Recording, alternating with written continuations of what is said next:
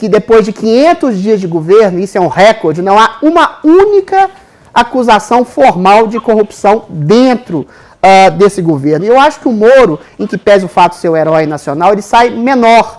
Eu acho que ele viu toda essa situação como um juiz e agiu como um mau político, a começar por ter dado entrevista à Rede Globo, que é um algoze, é um carrasco do governo Bolsonaro inclemente. Tanto que no próprio vídeo que apresentou foi completamente distorcido, só colocou os palavrões, os xingamentos, os desaforos, pseudo-desaforos das instituições, como se não havisse ali um clima de indignação com pessoas que conspurcam as instituições. Como político, o Moro, dessa vez, foi cabo eleitoral do Bolsonaro, porque ele indicou a possibilidade de um futuro crime que não aconteceu, ou seja, ficou absolutamente no ostracismo nesse sentido, né? Okay. E quando ele fala, por exemplo, em relação à falta de sensibilidade daquela reunião às vítimas do corona, meu caro Sérgio Moro, em que pese o fato de você ter sido um herói nacional, quem menosprezou as vítimas do coronavírus foi você, porque você criou essa crise absolutamente do nada. Nada foi provado, nada sequer foi considerado indício da possibilidade de um crime, nem você acusou o Bolsonaro de um crime, mas da intenção de um crime futuro. Se você quer uma carreira política, comece sendo menos ingênuo e com uma estratégia melhor, que essa foi muito ruim.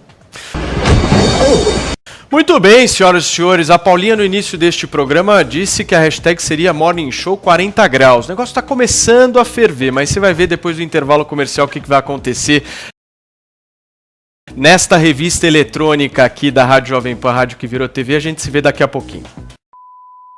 Sabe que não é porque está reabrindo o país que pode deixar de lado as medidas de distanciamento social. Muito bem, vamos colocar então para o papo aqui o nosso Guga Noblar. Guga, essa medida esperada, né, do jogo, o que você acha? Claro, esperada, faz parte do jogo, principalmente na...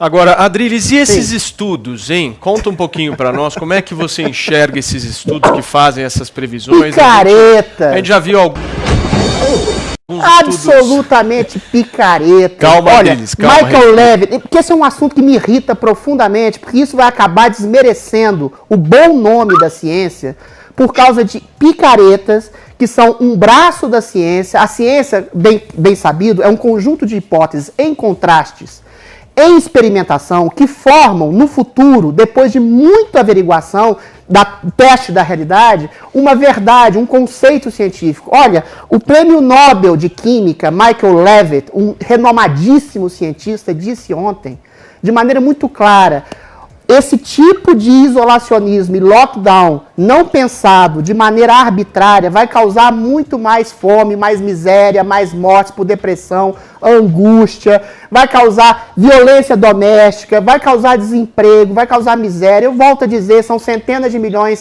de mortos, de pessoas passando fome, previstas pela FAO e pelo Banco Mundial. Esses sim são números mais críveis, entendeu? Esse Michael Levitt, prêmio Nobel de Química, de Ciência, mais uma vez, foi o primeiro que previu os erros catastróficos do Imperial College, que eram 10, que estão se somando 10, 12 vezes, e ele falou isso em março, a mais do que poderia ser, e isso está se confirmando. Esse Imperial College previu 520 mil mortes com isolamento vertical aqui no Brasil. Então, infelizmente, a gente está a reboque de pseudo-especialistas que falam em nome de achismo, em nome de hipóteses científicas. O próprio Michael Levitt novamente disse que esse catastrofismo, que é uma coisa muito próxima a médicos, né, que falam em nome das suas áreas respectivas, só que eles não levaram em conta o desastre econômico que seria esse catastrofismo de colocar o mundo inteiro em lockdown. Aí quando o Guga fala de 50% de isolamento, realmente a gente tem 50% de isolamento, só que a gente tem exatamente um número estimado já de mortos infectados, dado esse não isolamento. Então a gente teria que fazer um isolamento mais seletivo, mais pontual, de pessoas, testagem mais de pessoas que já estão infectadas com o coronavírus, para deixar as pessoas trabalharem, porque a gente tem um número de um não isolamento informal agregado ao número de pessoas desempregadas, pessoas dentro de casa sofrendo de angústia, depressão, miséria, fome e desemprego. Ou seja, esses estudos, essas projeções de estudos, são absolutamente picaretas, são chutes terríveis que vão lançar lama ao bom nome da ciência. A ciência, infelizmente, vai sair desacreditada dessa pandemia. Sobre a questão do Trump, é muito simples. Eles têm uma política de países que estão no pico da pandemia. O Brasil também tem esse, de se isolar de países que estão no pico da economia. Não tem nenhuma polêmica, é tudo esquema. Agora, ô Guga, deixa eu insistir contigo nesse debate. Pelo amor de Deus. Porque esse debate interessa muito a nossa audiência. Guga, você só acredita esse baixo índice de isolamento social ao governo federal? Você não acredita que essa política, ela realmente, feita da forma como foi aqui no país, ela foi feita de maneira equivocada? Muitos se falam que a gente deveria ter tido lockdown antes, mas na sua avaliação é só culpa do governo federal essa taxa, ou você acha que os governos estaduais têm a sua culpa sim de terem promovido uma política que não necessariamente teve o resultado esperado? Olha, eu acredito piamente que com o governo federal sabotando como sabotou o isolamento social. Informação que ele bebeu muito, bebeu. E que se mostraram reais, a ciência sim está acertando, os governos de todos os países estão sendo guiados por isso, mesmo apesar do prejuízo que isso possa trazer. Ninguém é idiota, Adriles. Sim. Ninguém está sendo trouxa, ninguém Não é idiota, é desesperado. A omissão desesperado. Do é porque é a única necessária, é a única possível para evitar ainda um colapso do sistema de saúde e ainda um prejuízo. Há regras de distanciamento social que foram inclusive anuladas pela própria OMS, que também errou para burro. Por exemplo, o uso de máscaras, o uso de álcool gel, o distanciamento social das pessoas, o isolamento social de pessoas mais vulneráveis, como idosos, diabéticos, obesos, cardiopatas. Ou seja, há uma série de regras que podem ser aferidas para além de um isolamento rígido que prejudica economicamente, prejudica o emprego e a vida. Nova York também, meu amigo, se isolou de maneira radical e teve péssimos números. E se descobriu que 66% das pessoas infectadas, quer dizer, 66 a 85, se você considerar asilos, foram infectados dentro de casa. Ou seja, o vírus tem uma dinâmica própria que a gente vai saber daqui a alguns meses, daqui a alguns anos. A gente pode estar vivendo exatamente um tipo de lockdown da cabeça científica que faz desespero nos governantes, que vão prejudicar muito mais pessoas pela religião isolacionista que a gente está vivendo do que pela pandemia em si, infelizmente. Ok, Adriles, me permita, eu já vou passar a palavra para a Mari finalizar aqui o nosso debate, só me permita discordar de um ponto, Guga, que eu acho que é fundamental nesse debate que nós estamos fazendo. Enquanto a gente não encarar essa questão da pandemia, não como eu sou contra o Bolsonaro ou sou a favor do Bolsonaro, isso daqui não vai levar ninguém a lugar nenhum. Nós temos erros crassos sendo feitos pelos governos estaduais, pelas prefeituras em todo o Brasil, que por muitas vezes você, por ser contra o Bolsonaro, fecha os olhos e acha isso absolutamente normal.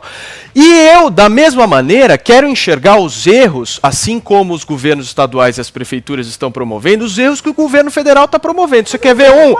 Só um minuto, Adriles, eu estou falando, me dê a palavra aqui. Quer ver Guga, um erro crasso na minha avaliação que o governo federal está fazendo, e aí sim eu vou concordar, a questão da testagem, por exemplo. Se nós formos analisar a testagem de Covid-19 por milhão de habitantes em vários países, vou citar aqui alguns. Dinamarca, 81 mil pessoas testadas a cada milhão de habitantes.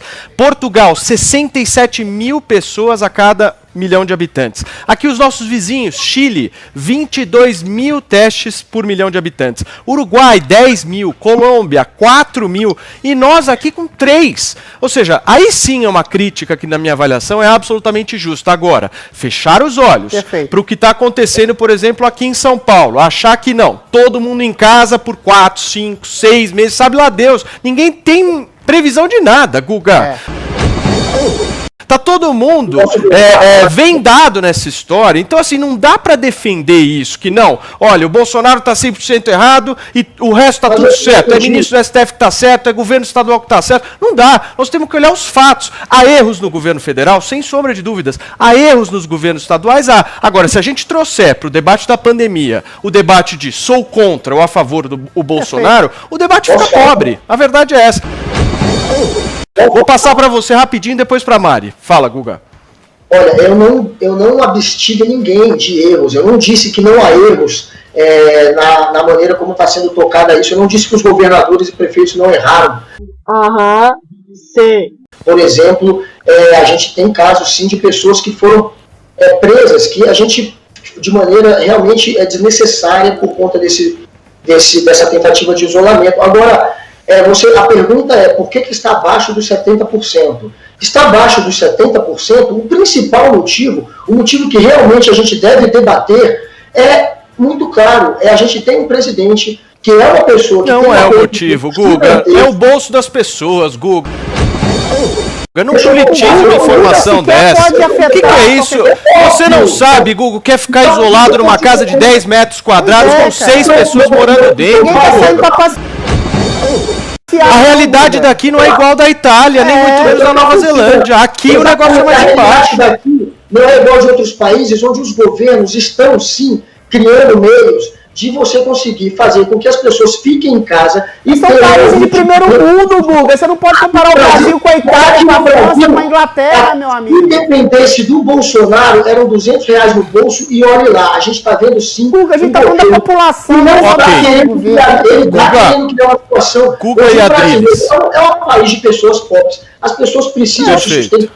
É óbvio que se você não tem um meio de sobreviver, você vai se arriscar. Você vai correr o risco, você vai estar na rua. Esse é o caso. Eu acho que o Bolsonaro tem dois erros. Além de sabotar o isolamento, ele tem pouco feito para que as pessoas realmente possam ficar em casa. Eu não estou dizendo que os governos estaduais e as prefeituras não erram, mas nada chega perto do que o Bolsonaro está fazendo. O Bolsonaro não pode fazer nada. Adriles e Guga, agora é hora de nós... Adriles e Guga. Adriles, por favor, me ajuda aqui a conduzir este programa, senão fica difícil. Agora nós temos que ouvir ela diretamente de Nova York, porque ela tem muito mais informações do que todos nós reunidos lá dos Estados Unidos. Não, nada a ver, irmão. Mari, a palavra está contigo. Muito obrigada. Não, só queria fazer um ponto, né, como eu estou participando do programa como convidada, né, repórter, jornalista, né, não como comentarista exatamente. Aglomerações igual a gente viu no final de semana. Ok, Mari, queria te agradecer muito aí. Antes, 10 segundos, Adriles, por favor. Só um pequeno reparo. Há vários epidemiologistas que dizem que o vírus circula muito antes dele ser propagado. Ou seja, as pessoas podem, de alguma forma, ser contaminadas dentro de casa por parentes, amigos que moram dentro de casa e podem, eventualmente, sair no mercado e ser contaminadas pelo ar, ao tocarem uma embalagem. Mas isso prova exatamente que o isolamento absoluto e total não existe. E que pessoas dentro de casa podem ser contaminadas, porque só se enfiar num buraco e não sai de lá nunca mais para fazer um isolamento rígido e eficaz, enfim. Mari, obrigado, viu, querida? Muito obrigado pela sua participação, viu? Muito obrigada, um bom trabalho a todos. Obrigado. Muito bem, nós vamos seguindo aqui e Morning Show 40 graus, está começando a subir, já deve estar uns 35, 36 graus, daqui a pouquinho a gente alcança 40 graus, porque no próximo bloco... Muito bem, sejam bem-vindos de volta ao nosso Morning Show, hoje segunda-feira, estamos começando a semaninha, sempre quente, o programa que vai ajudar você a entender um pouquinho melhor todas essas informações que giram em torno do início dessa semana, e vamos voltar a falar então da repercussão do vídeo da reunião ministerial do dia 22 de abril. É o seguinte, gente, entidades que representam juízes no Brasil reagiram à fala do ministro da Educação, Abraham Weintraub. Paulinha, é contigo, explica para nós aí. Pois foi em relação a esse vídeo que a gente já está comentando aqui bastante no Morning Show da reunião ministerial de 22 de abril. A gente teve ali a fala do ministro da Educação, Abraham Weintraub, que criticou Brasília como um todo, e em especial os ministros do STF. Vamos conferir o trecho do vídeo em que ele faz essa fala. Eu acho que a gente está perdendo um pouco desse espírito. A gente está perdendo a luta pela liberdade. É isso que o povo está gritando. Não está gritando para ter mais Estado, para ter mais projetos, para ter mais... O povo está gritando por liberdade. Ponto. Eu acho que é isso que a gente está perdendo. Está perdendo mesmo. O povo está querendo ver o que me trouxe até aqui. Eu, por mim, botava esses vagabundos todos na cadeia. Começando no STF.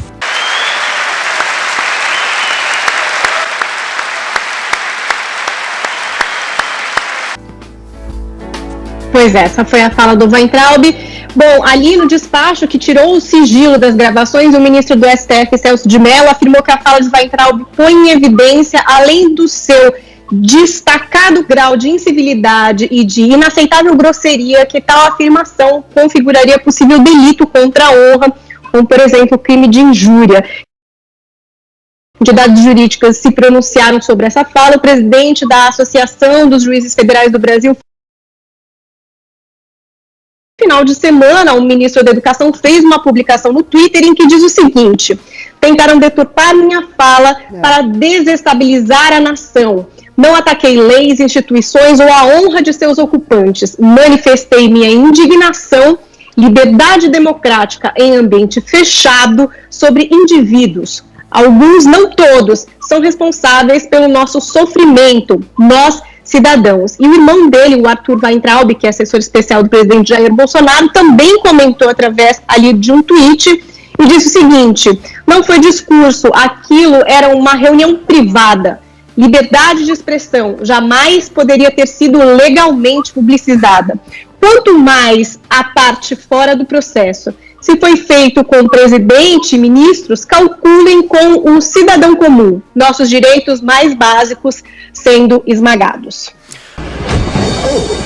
Muito bem, então vamos debater sobre o assunto. A começar, Adrilho e Jorge, depois eu passo para o Guga. Vamos lá? Olha, o Weintraub fez uma fala belíssima. Ela não foi colocada toda aqui na edição, mas pelo menos não foi colocada só os desaforos que ele fala ao STF, como a Globo fez. O Weintraub fez um libelo contra a decadência, a podridão endêmica de Brasília, contra os interesses mesquinhos de classe que não veem o todo, contra a separação de burocratas do povo brasileiro, a favor da unificação do povo brasileiro, que não deve ser separado em indígenas, negros, gays, mulheres, ou seja, da pluralidade, contra o libelo em favor da liberdade, contra a opressão do Estado. E ele fala de maneira muito incisiva que o governo estaria realmente perdendo a luta contra algumas pessoas que estão conspurcando as instituições.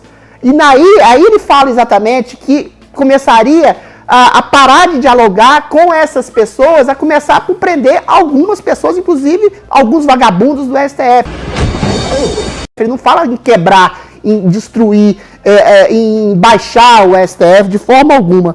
Existe sim, da parte do STF, infelizmente, são alguns desses que conspurcam a atividade jurídica e a atividade da justiça. E eu citaria aqui a quebra da prisão em segunda instância, a posse a um deputado preso, já congelou investigações do COAF, manifestações financeiras, movimentações financeiras, já censurou uma revista cerceando liberdade de expressão, já perseguiu livre expressão política de qualquer tipo de crítica dentro das redes sociais, já proibiu o presidente nomear um diretor da Polícia Federal, que é a prerrogativa dele, baseada em absolutamente mensagens todas de WhatsApp. Ou seja, o STF tem sistematicamente se transformado em um elemento de caos jurídico. E agora publica esse vídeo com essa fala do Weintraub, que não tem nada a ver com a acusação, a pseudo-acusação de um crime de ingerência do Bolsonaro. Ou seja, aqueles juízes que deveriam nos proteger e causar uma estabilidade jurídica, uma estabilidade no país,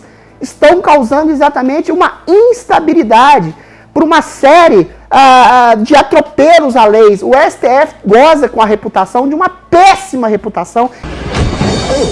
E é de uma hipocrisia imensa dizer que que uma crítica legítima do ministro Abraham Weintraub não acha ressonância em, por exemplo, alguns hipócritas, membros do MBL, o Arthur Duval falou que quer acabar com o STF, várias pessoas já disseram de maneira muito visceral que pode ser um arroubo verbal contra uma instituição que, infelizmente, muitos dos seus ministros estão achincalhando, estão conspurcando. A maioria desses ministros foram escolhidos no governo petista, que foi o governo mais corrupto da história da humanidade, já descoberto. Então, alguns desses ministros talvez tenham algum tipo de ligação espúria com esse antigo petismo, com esse antigo cancro na institucionalidade, né?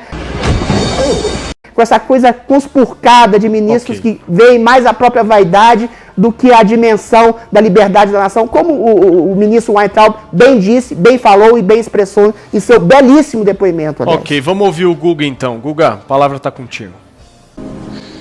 Eu não suporto mais. Eu cheguei no limite. o Adrilles é uma pessoa de um bom gosto, né?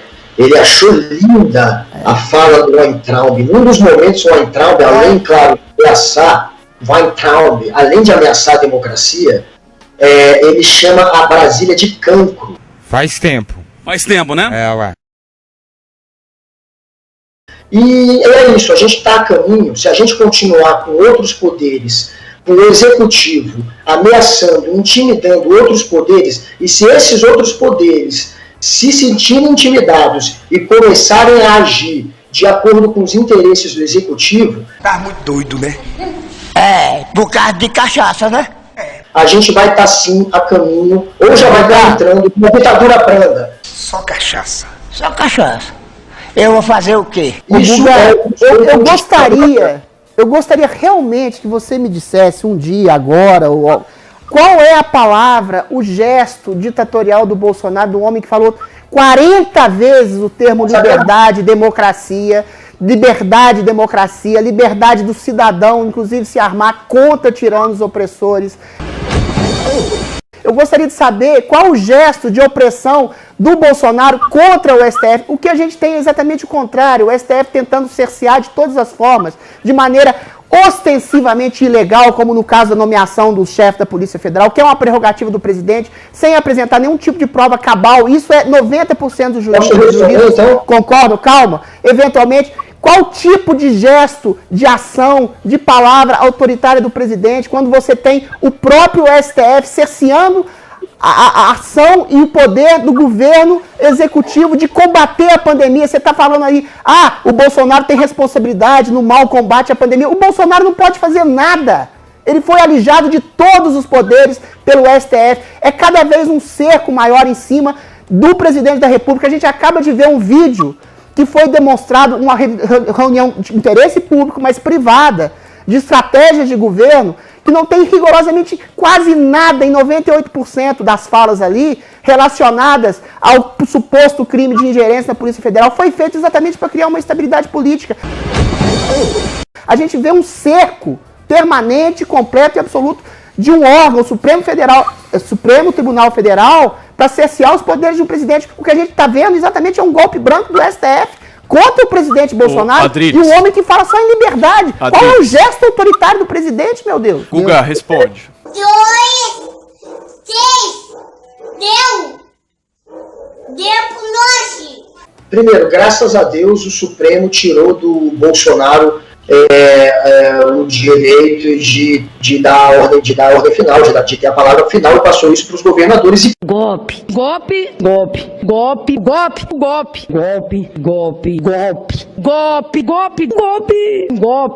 Fez isso por uma situação realmente extrema que a gente estava, que a gente tem um presidente indo contra todas. O Bolsonaro é um cara que ataca a democracia o tempo inteiro, participa de manifestação. Você está falando de expressões de pessoas que cercam o Bolsonaro. Peraí, Adrilles. Espera, Adrilles. Uma ação arbitrária, ditatorial do Bolsonaro para perseguir liberdades civis, como foram feitas aqui em São Paulo, você me avisa. Olha, na Nova Zelândia, já que vocês falaram de coronavírus... Rapidinho, primeiro, Guga, que eu preciso partir para o próximo assunto. A Nova Zelândia, que é considerado o maior exemplo de sucesso do coronavírus... Ok, de vez em quando eu tomo a minha cachaçinha e gosto de tirar... onda, né? Tirar uma ondinha, né? Eles começaram a isolar as pessoas antes da primeira morte. E, inclusive, com prisão, na Nova Zelândia. Se você insistisse... É um princípio ditatorial, que eu discordo. O resultado disso. Então a gente tem sim o exemplo de países que fazem sim. Para finalizar, Adrilles, 10 segundos. Eu tô dizendo a verdade, olha. Quando eu tô muito doido, eu não me controlo. Como é, rapaz? Cachaça, c****. De novo. Toma cachaça, c****. Muito bem. Com imagem... Vou falar uma coisa que é muito triste. A Nova Zelândia deu sorte, meu amigo. Sabe o estado que tem menos mortes no Brasil? Minas Gerais, Mato Grosso do Sul. Eles fizeram um isolacionismo perfeito? Não, eles deram sorte, o vírus não chegou lá.